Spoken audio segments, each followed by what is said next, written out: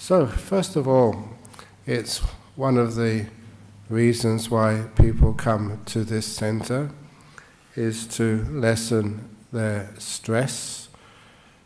And the stress levels of people these days get more and more and more, which is why a place like this becomes a wonderful resource for people.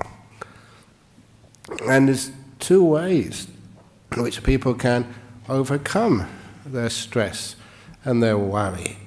And first of all is to come here and just feel some of the what you might call ambience of this place, and this welcome and kindness coming to a place where kids are very welcome to run around, and they get used to the place. It's their home, which is wonderful, so they can relax. Elderly people can relax. And what was it some years ago where a person would come here and just, that lady, or many years ago, where she came here and fell asleep, fast asleep, during the meditation, and started snoring and snoring and snoring. And she was welcome to snore. Only thing, I had to tell somebody off because they woke her up, because she was a victim of quite gross, severe domestic abuse, and she came here and she felt safe in this room, a place where she could just relax, let things be. And for her, it was the case that she needed that safe place where she could just catch up on some sleep. And I thought it's wonderful that people can actually feel that. And even years ago in Bodhinyana Monastery, where the building inspector, who I would meet every now and again to submit plans, for our buildings, but I never really got to know him. It was a him, until after many years he came up to see me personally to say thank you. And I want to know why he was saying thank you to me, and he said because whenever he got stressed out at work, all he would do was get in his car and come to the car park of Bodhinyana Monastery. And he said, thank you for your car park.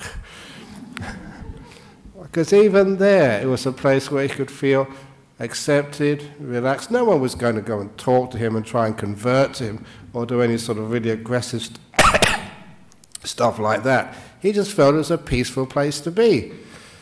And even over in Thailand, I remember one of the members here went over there and they were going into a temple somewhere, and sometimes people say, well, where can you find Buddhism in some of these temples in Bangkok when they're just so busy and so many sort of rituals and stuff? But he found Buddhism not actually inside the hall, but just outside of it. Because he saw this middle-aged, maybe young lady, maybe in her 20s, and she was crying her eyes out. She was weeping. And being a guy, he thought, what should I do? Should I go and console her? Or is that culturally inappropriate? What should I do? But he had some business inside the temple, so he went inside the temple first and did some business there, I don't know what it was, but came out after half an hour and saw the woman was not crying anymore. She was still sitting on the seat. And so he thought, well, why not? He asked her, what was wrong? Is there anything I could do to help? And the woman said, no, it's okay now. I just, I lost my car keys. And I sat down on here, on the seat, just to work it through, the emotion of, she didn't find her car keys. It was just that she was stressed out, upset, whatever it was, and all she needed was to get the ambience and the peace of the place. Not to be told what to do, but just to feel the peace and the acceptance of a place. And so that's one of the things why, even to this place is, the monks aren't here or the nuns aren't here, there's nobody here. Still, you can always come to the car park. and just sit and be peaceful. And it just gives a sense of acceptance and happiness and joy, hopefully, and peace, so that you can feel just coming here. It relaxes you. Or you don't have to live up to anything. You don't have to achieve anything. You're not going to get criticized. You're not going to be harassed by somebody asking you to join up. We often say that all these talks, they have don't have to pay an entrance fee, but you do have to pay to get out. That's only a joke, by the way. But no, it's all for free. It's just letting people come in. And also, just a little bit of happiness every now and again, because people do have some suffering in life. And I learned this when I was reminded of this story by one of our Thai followers, that when I was a young monk, we used to go over for invitations here all over the place in Thailand, in the back of a ute, a pickup truck. And I did actually go once on the back of a motorbike as a monk, never again on a motorbike.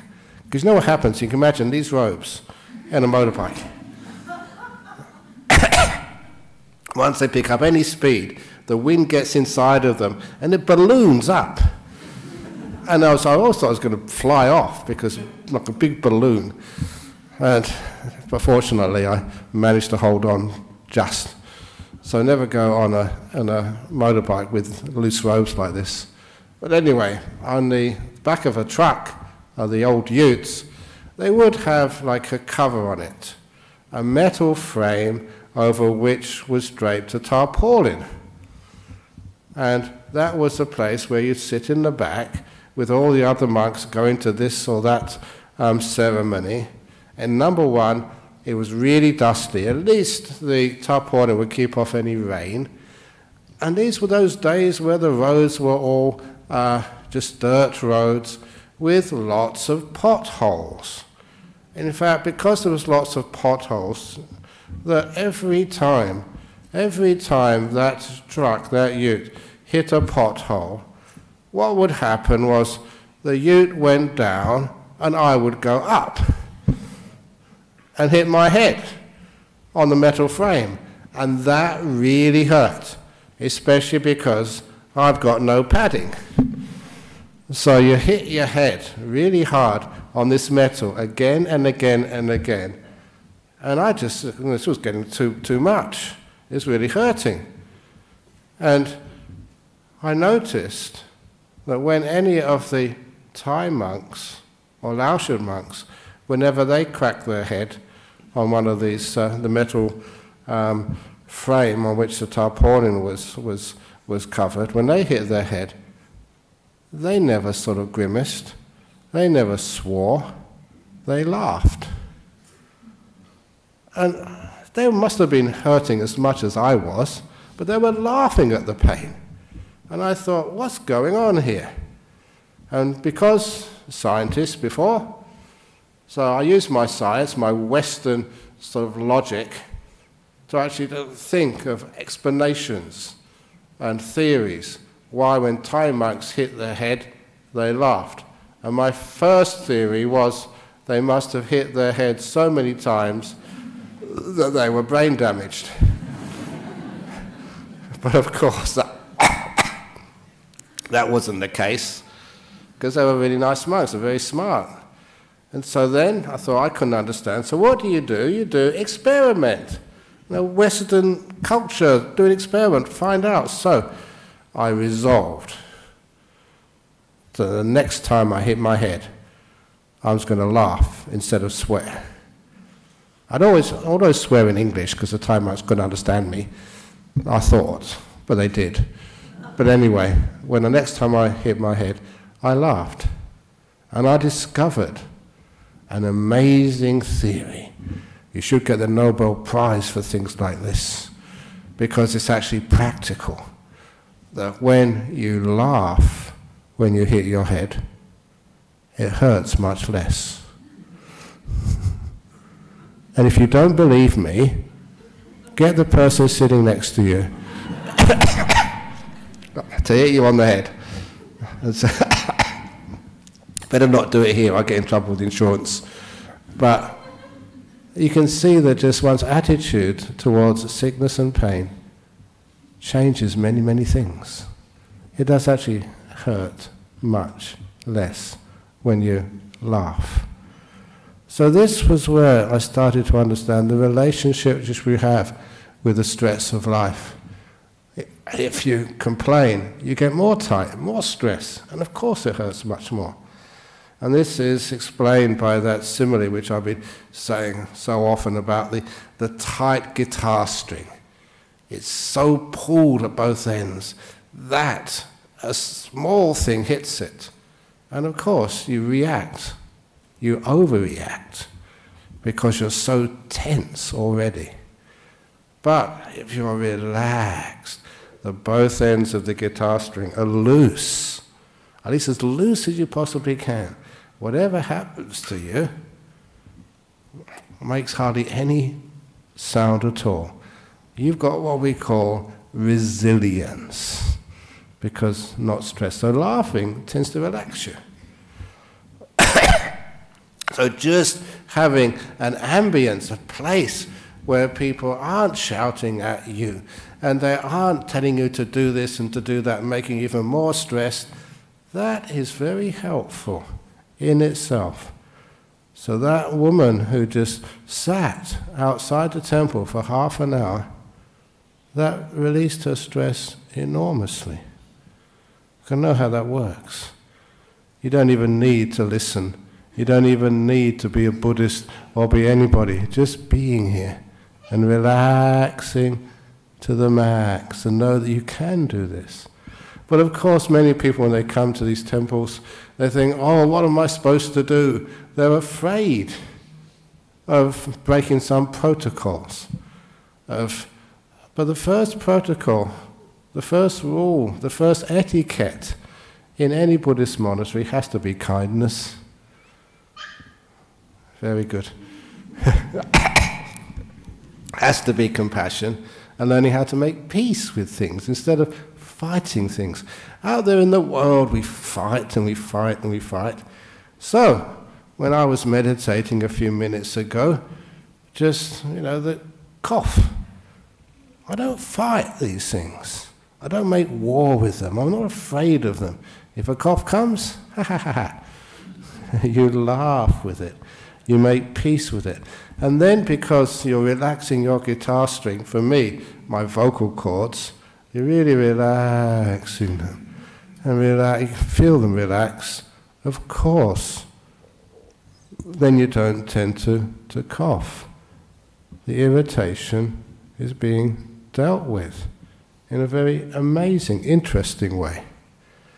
So, these are little things we can learn how to deal with this stress, but you can get even deeper than that.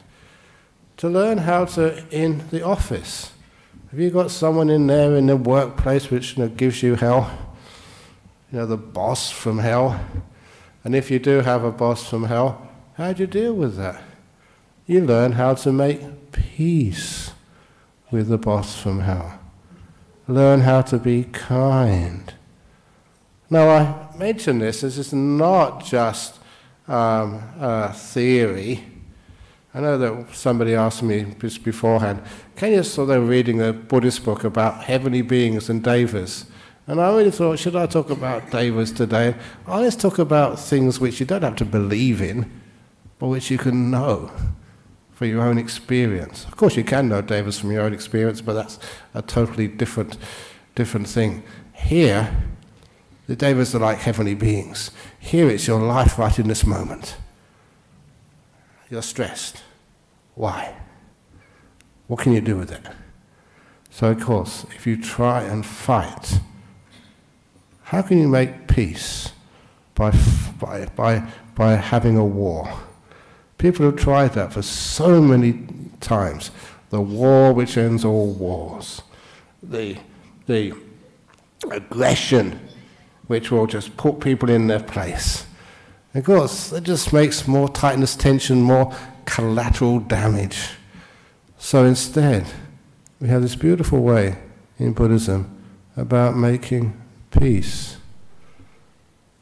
The whole point is learning to change the relationship which you have with whatever you have to experience. Kids, that's what kids are like. I've never seen a kid who was really peaceful at that age. I don't know, you may have, I'm not sure. But, so what do I expect? The whole point of learning how to make peace is not learning how to change things and make people something they can never be.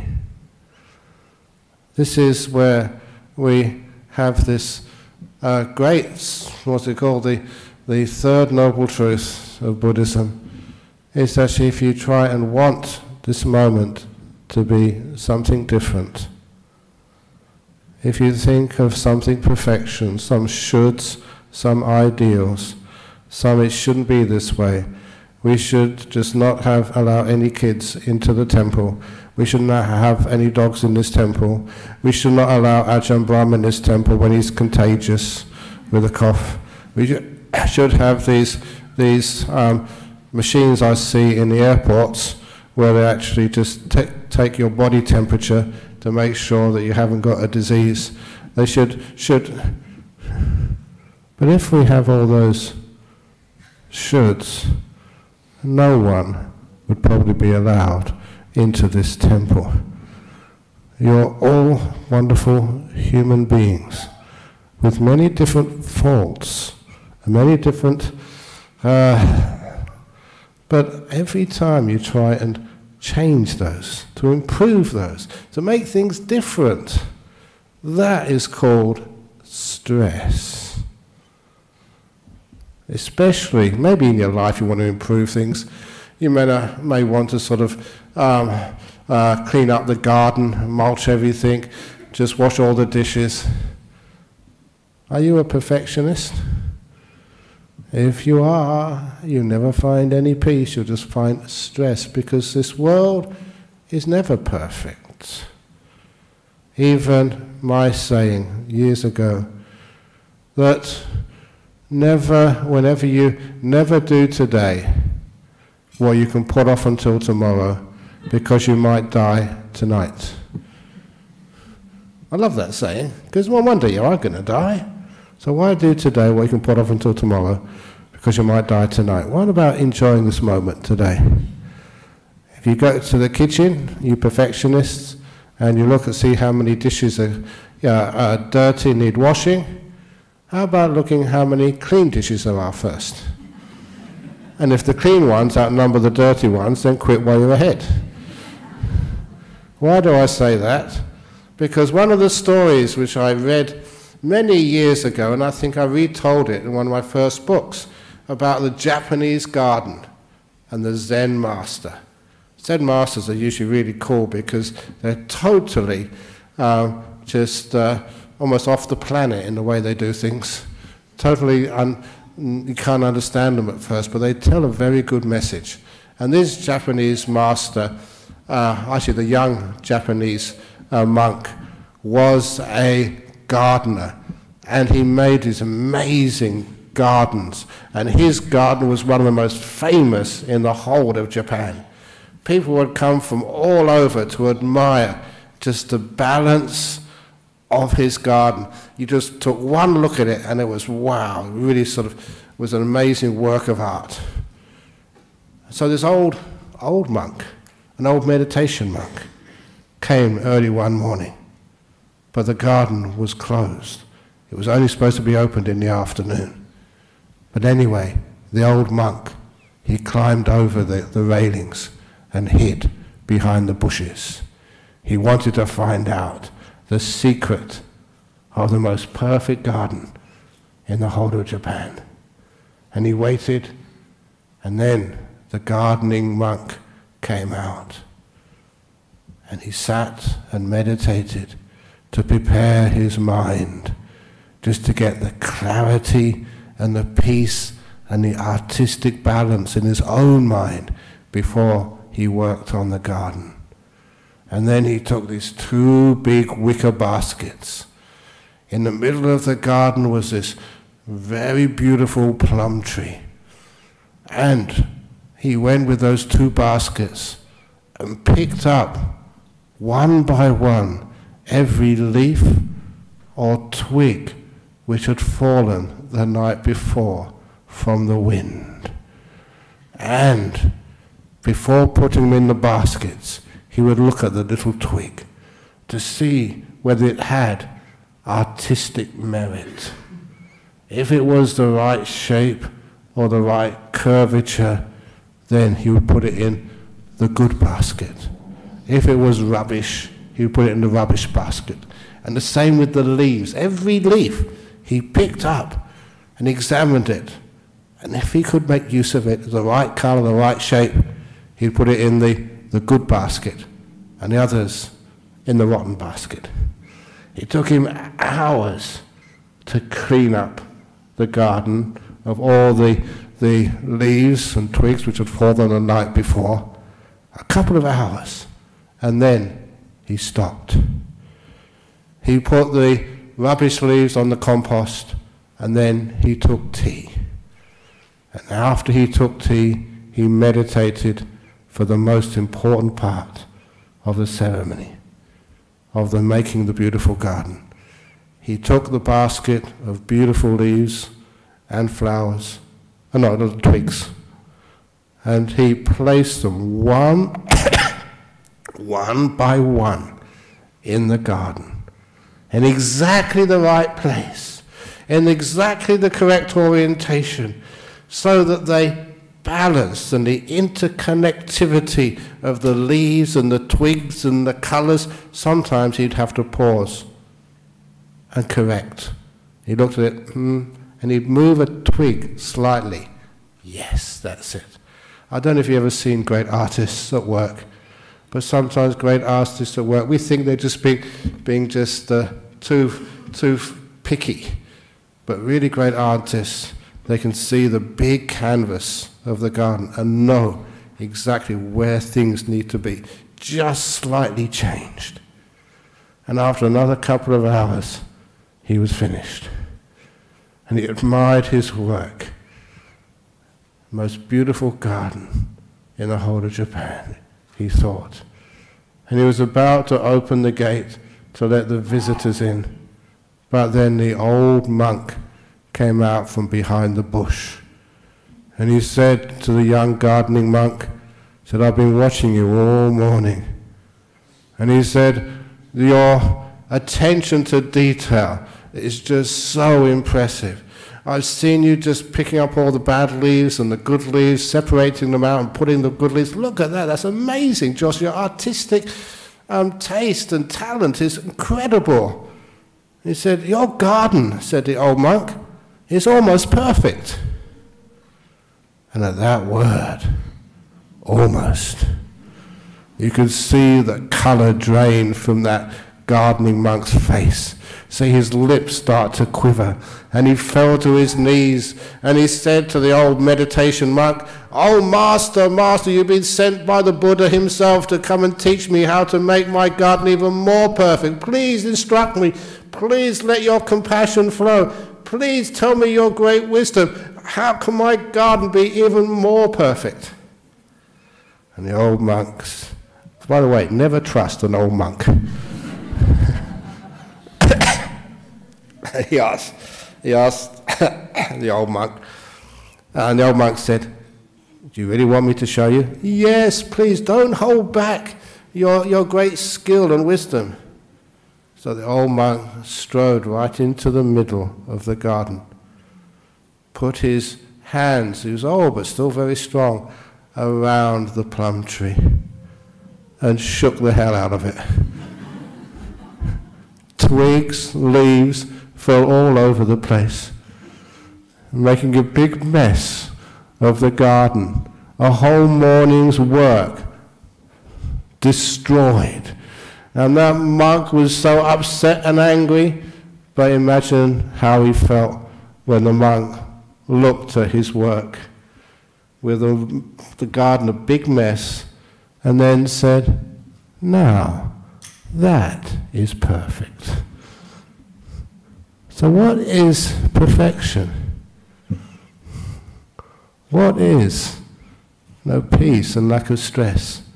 Sometimes we spend so much time trying to make things just so, and we're going against the nature of the world.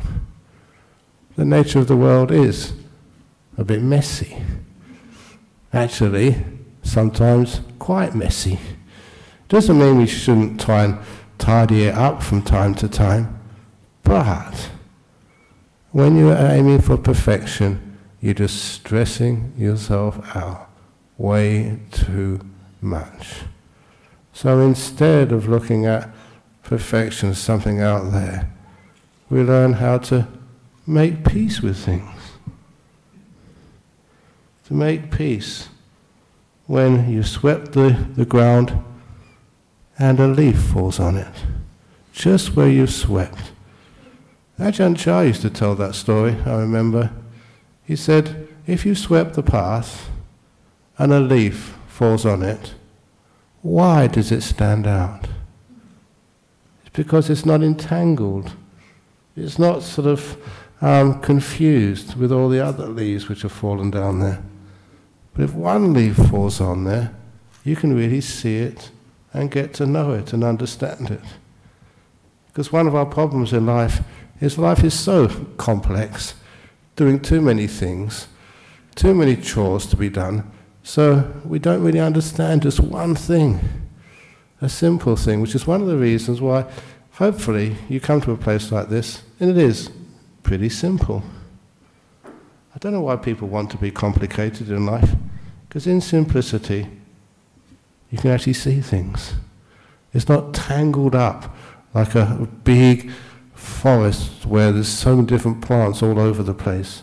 It's not entangled like when there's many, many ideas and theories. It's quite direct. Just make peace. Be kind. Understand how you are. And be at peace with that. And stop fighting the world. Stop fighting yourself. And as for the bosses in hell, I often say that, well, I suppose I'm a boss too. I run a monastery. Am I a boss from hell? You get in trouble when you get back to the monastery if you say I am. That's the boss from hell. And know that to learn how to be kind. And then what happens is people try and live up to your kindness. You're inspiring them. You're encouraging them. You're leading the way through peacefulness rather than through fear. How many people just live through fear? You go to work afraid what the boss might say about you, may lose your job. Fear that you may sort of make a mess of things. Fear, again, is what causes that stress in our body, stress in our mind. The fear of people not liking you, the fear of making a big mistake, the fear, it's wonderful if you can just somehow find a way out of fear. Fear that I might cough again. As soon as I said that fear, I wanted to cough. Have you ever noticed that what you're afraid of, what you fear, you tend to make happen? So, seeing that, sometimes instead of being afraid at life, afraid of this moment, afraid of people, afraid of what other people think of you, we see if we can find this wonderful kindness, acceptance, making peace with things, which actually is an antidote to fear. One of the things which I discovered by learning to give talks in public. This is nothing giving a talk here just to a couple of hundred people, but sometimes imagine to 10,000 people. I think that's my record. 10,000 audience come especially just to see you. And I thought, oh my goodness, what if I mess up? What if all these people come all this way and I don't sort of satisfy them? What? I said, oh, shut up, Ajahn Brahm. And so I decided just to go out there, tell a few jokes, and and have fun. Like the latest joke, I told a few people this just before we came in here, that what's the coolest doctor in a hospital? The coolest doctor in a hospital is the hip doctor. He's hip.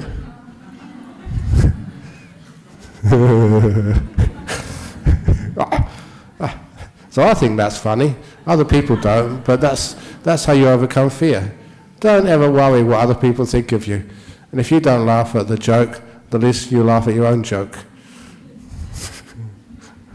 So anyway, back to learning how to overcome fear, which is another form of tension. What might happen?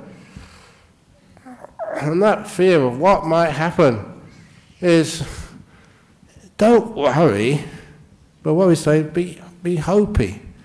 Because this was something which over in, I think it was in Singapore years ago, they were telling me that somebody was going around making these T-shirts with "Don't worry, be happy" T-shirts. Like, don't worry, be happy. No, we can do better than that. Because can you really be happy when worry?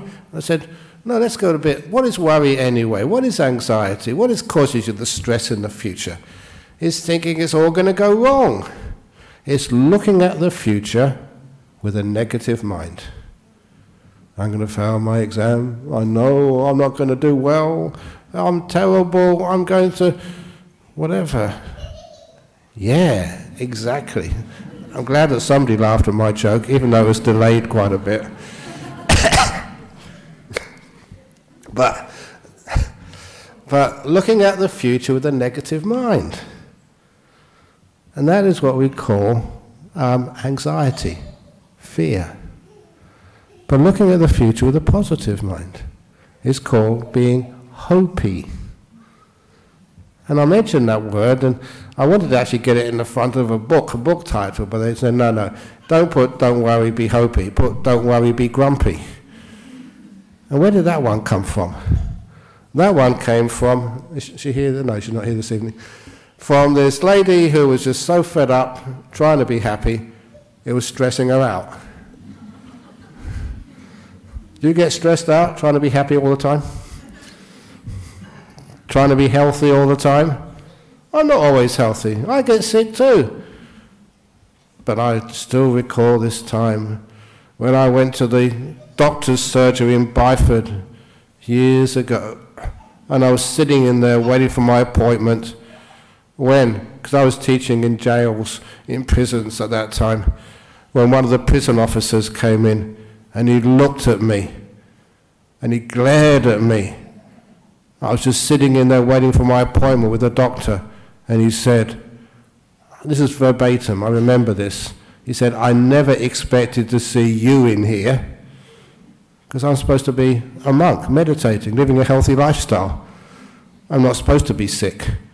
So I really started to feel really guilty. I should be much better as a monk, eat better food, exercise more, do more meditation, live a less stressful life. So, I felt guilty. Even monks get sick. Even monks have stress. Even monks get sick. Even monks die. But not today. So sometimes when we learn not to be perfect and to be at peace with not being perfect, then the stress disappears. Now this is where we learn about not fighting the world, especially when you come here. Understanding the world, making peace with the world, learning like I was doing when I was meditating beforehand, feeling this irritation in the throat, which wanted to burst out with a cough. Not stopping it, not suppressing it. Suppressing it, I would have coughed much more. Not fighting it, but being a friend, being at peace with it, Because when you're a friend with things, it's amazing just how things start to get very, very peaceful. They settle down. Even feelings in my body, if I fight them, I'm afraid of them, they get worse. And had amazing sort of experiences, not just even personal ones, with other people. Just having all these cancers and sinus cancers and psoriasis, and goodness knows I've seen so much people who just, unfortunately, the medical profession just can't help them.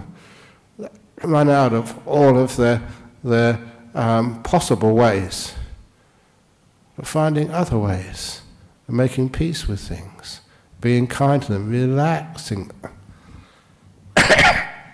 Just like there was one doctor who came to see me on a Friday because she had a patient on a Thursday who had really severe anxiety. And she was, this person with anxiety was on an oxygen mask because, just to breathe. And this, I didn't actually say about the Ronnie story, but anyway, the grumpy story. But anyway, she was on an oxygen mask, and every type of treatment had been tried, and so, except for Ajahn Brahm's treatment. So she said. Anyway, so what the treatment was when you're anxious, when you have a panic attack, understand it, feel it first of all. Where is it? And for her, it was on her chest. And really get to know it. Don't fight it. Don't try and get rid of it. Get to know it. And once you get to know it, that's actually, not the best title for a book, but the Chinese art of war. Know the enemy, know yourself. 1,000 battles fought, 1,000 battles won. Just know the sickness, know the problem, know what's going on. Once you get to know it, then we taught her to be kind to it by giving a nice massage on the chest. Nice massage on the chest. To be kind, not to try and get rid of things, but to get to know it and be kind to it. Make peace with it. Be kind to that physical manifestation of anxiety. And she told me afterwards, the next day when she went to check on the ward, that patient had an oxygen mask off and said, "I'm okay now, can I go home?" These things sometimes work. Getting to know, not fighting, making peace with things. I can't say who the doctor is because she might get in big trouble, but she's an excellent doctor. Anyway, this is what happens when you learn about different ways of dealing with stress, stress-related anxiety. How do you overcome that? Fighting it? Trying to get rid of it? That makes more stress. Being kind to it. Being kind. Oh, poor itchy throat. Poor little cough. You're okay. That type of kindness, not trying to make it perfect, but making peace with how things are, is changing your relationship to much of the things which you do in your life. Changing the way you look at your world. Changing the way you look at your partner. Do you really want to try and improve him or her? If you do, it's a lot of stress. You should know that by now, but being kind to them. Caring, not curing. It's a wonderful way of caring. Then people want to do the right thing. They want to be. It's not out of tension and tightness and fear. It's out of something else. I've seen many so-called violent, bad people in places like jails. We've always seen inside of them some very beautiful inner part of them. People, I don't know if I told this story. Did I tell the story of that drug dealer? Not sure, recently. Anyway, see the beauty inside. There was this person over in jail I was looking after and just teaching and trying to get him to be a better person, a meditator. He was a Greek. Okay, his name was Nick, of course. But anyway, this fellow, I was teaching him meditation, and just not meditation, kindness, changing our attitude, being a kinder person rather than a sort of a negative person. But of course he felt so guilty about what he'd done.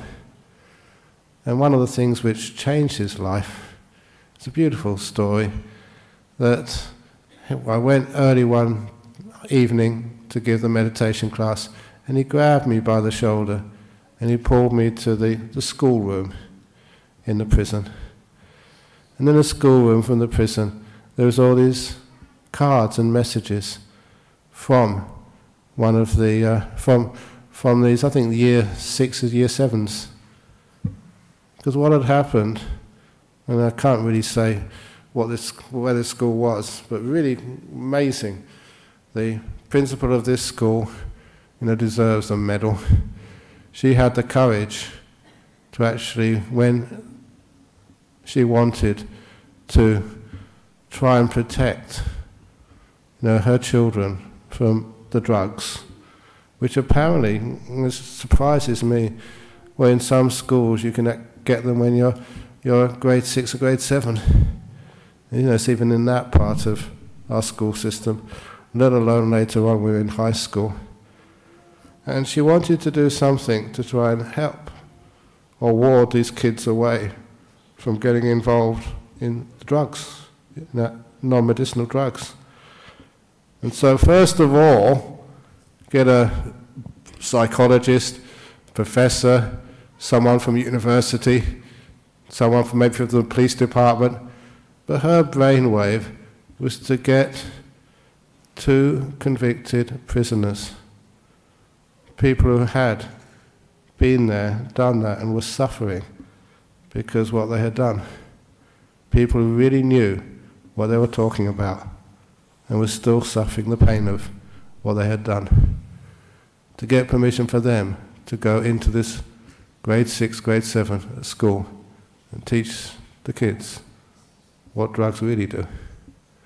They spend the whole day in there.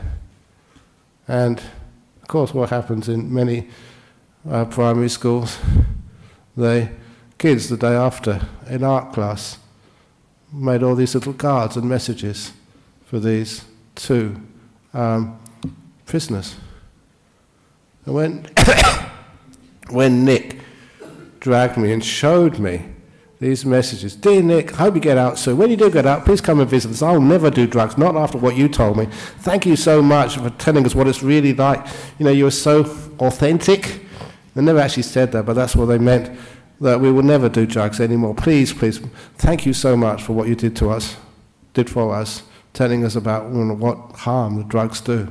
Because these were guys who were feeling that pain every day inside jail. And Nick, he was weeping.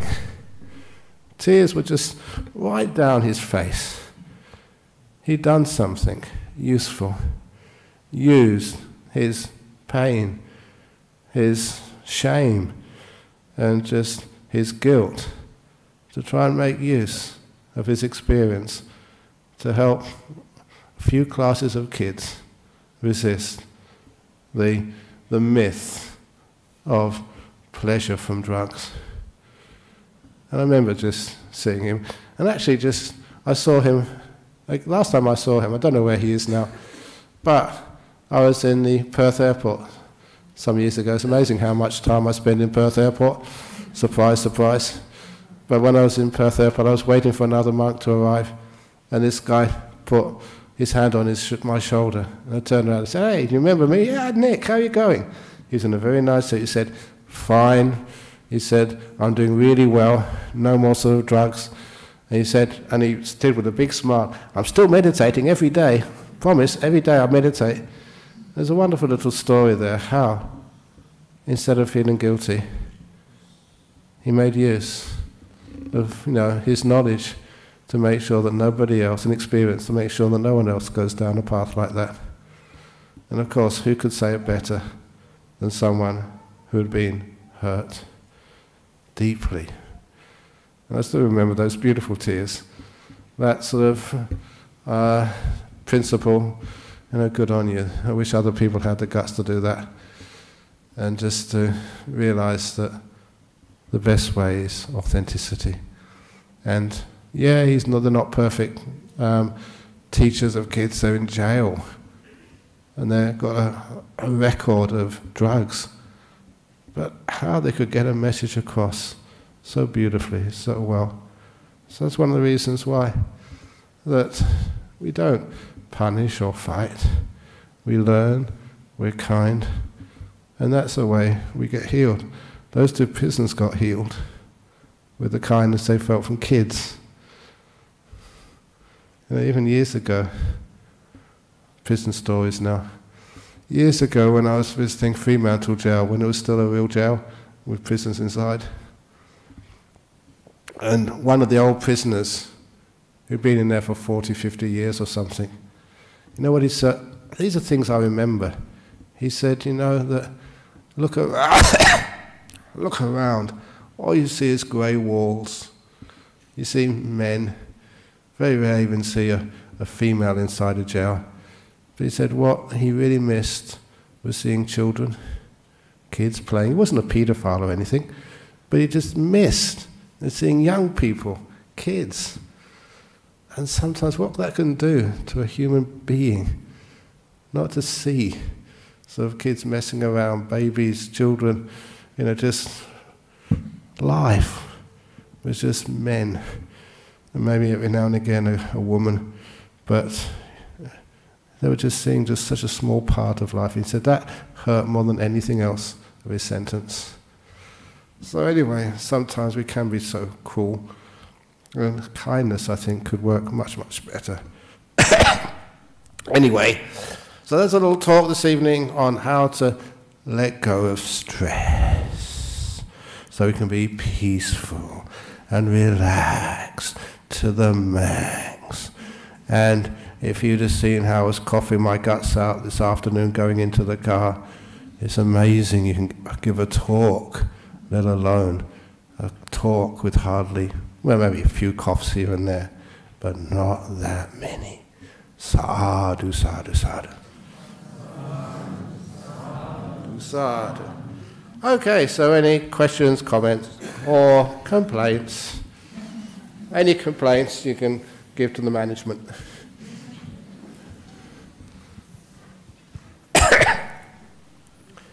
Okay. Any questions from the floor? Or from the cushions? Or from the chairs? Or from somewhere? Okay. Not yet. Here we go. From Poland. I feel safe and joyous at home. But do you have advice how I can avoid feeling stressed outside my home? You can be like the snail who carries the home with them.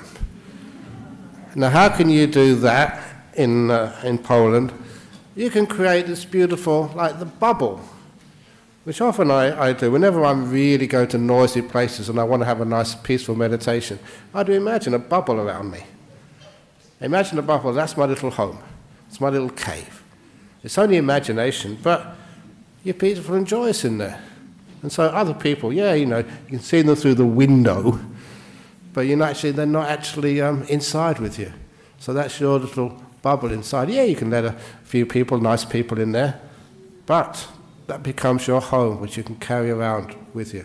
A home of peace and happiness, of where you are welcome. From Wisconsin. My son, who is 17 years old, believes he has attained all his happiness this world has to offer, and he has attempted suicide several times. As a mum, how can I help him? Oh, there's much more happiness than you can even imagine. So, what I would encourage him to do, because he's in the United States, I do travel around, and the next trip to the United States is for the 11th Global Conference on Buddhism in Zellerbach Hall in Berkeley.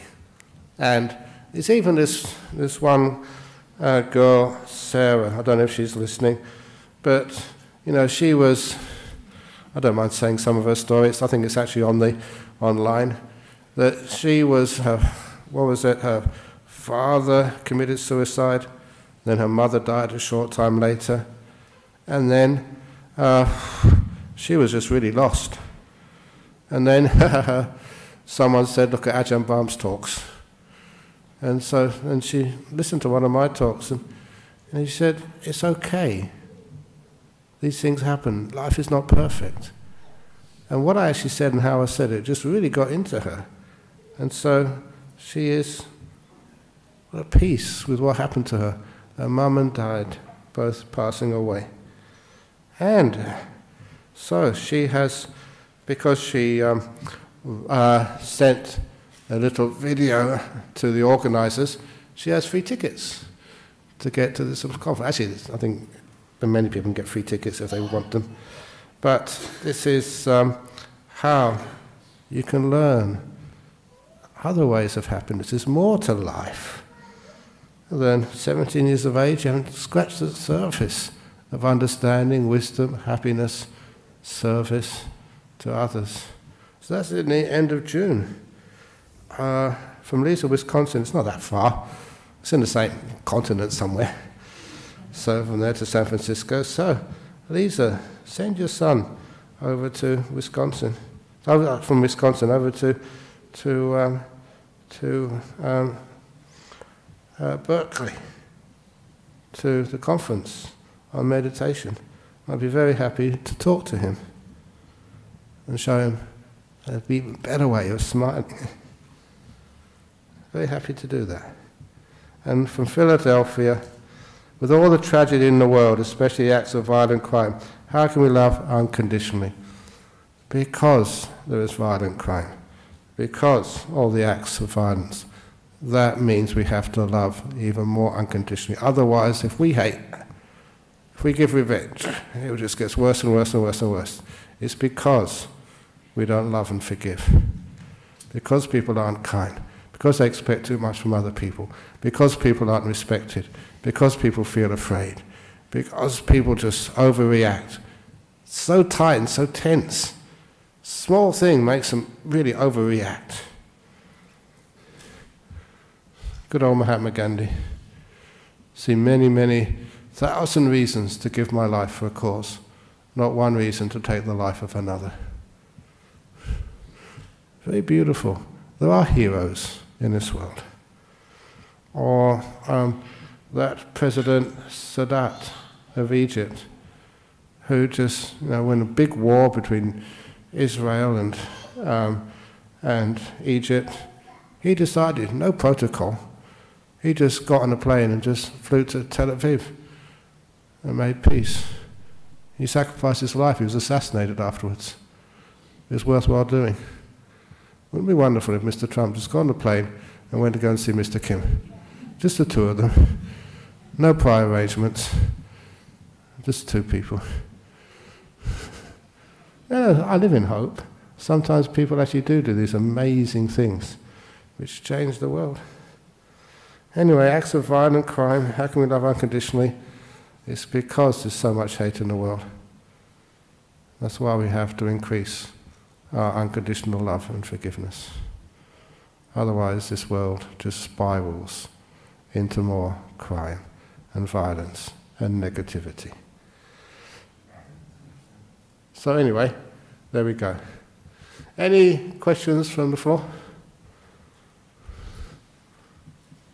Okay, there's one. Yeah. Ajahn Brahm, sometimes my negativity can feel stronger than my kindness. So how to build kindness and work with kindness in everyday life? The negativity sometimes feels stronger. It gets you quick rewards, long-term problems. Because if you're really negative and you shout at people, then people are afraid of you. And so it seems that they're listening. They're not listening to you, they're listening to fear. It's just like, but with the kindness, it's a totally different sort of arrangement. People actually trust you. And that trust between people. I just mentioned this today, when one of the first times when I was building Bodhinyana Monastery that this was from, I don't mind mentioning, it was Colley and Sons. They had a timber yard down Brookton Highway. I went there one day to get some timber to build a kuti or something. It's a lot of timber, I was in a rush. When I got back I thought, oh my goodness, there's some stuff we hadn't paid for. So I went back. And on the next day, I said, look, we got some timber from you yesterday, and just in a rush, there's no intention, we hadn't paid for it. Can we sort of pay the difference? And the fellow looked at me as if I was like from Mars or some alien planet somewhere. And he said, just hold on a moment, and he went up to see the big manager, and then he said, okay, you can pay for the extra timber, but now you're on a builder's discount. And we're not builders, well, not really professional builders, but he gave us a builder's discount, and just the amount of money the monastery paid just for that bit of timber, maybe $10 or $15, we made that back 10, 20, 100 times probably by getting the builder's discount from that place. And he said, because it's weird, not many people do that. Not many people are honest and trustworthy. So sometimes that negativity, the trustworthiness, the forgiveness is worth so much in our world. There are good people in this world. Maybe it's because in my life I've looked for good people. And bad people, I just don't believe they're bad. I look for the goodness in the so-called bad people. And they keep showing it to me again and again and again. So try. Maybe negativity sort of 6 days a week, but have a positive Monday or something. I don't know. Go to work on Monday or Tuesday and decide today is going to be positive day. Does that work? Give it a try anyway. Just try and being overly positive, restraining the negativity just to see what happens. Make a resolution. Today there'll be no negativity. Give it a try. Who knows? Something might happen. Apparently, even I just read in the newspaper, even the Labour government are trying to get rid of negative gearing. So they're getting the message somewhere. Should be positive gearing. I guess it's a silly joke. But that's one of the reasons why when there's no solitude, because I'm with lots of people, I drift not from solitude into silitude. It's very close to solitude. Silitude. Okay, somebody's going to groan, thank you very much. Maybe that's a sign we've had enough. And one of the monks has to go off to the airport to catch a plane. So now we can bow 3 times to Buddha, Dhamma and Sangha, and I can get some real solitude instead of silitude by going back to my room.